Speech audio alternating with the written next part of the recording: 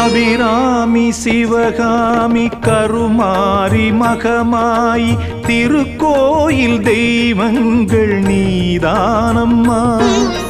அன்னைக்கு அன்றாடம் அபிஷேகம் அலங்காரம் புரிகின்ற சிறு தொண்டன் நான் தானம்மா. பொருளோடு புகழ் வேண்டும் மகனல்ல தாயேவும் அருள் வேண்டும் எனக்கென்றும் அது போதுமே. அடுத்திங்கு பிறப்பொன்று அமைந்தாலும் நான் உந்தன் மகனாக பிறக்கின்ற வரம் வேண்டுமே.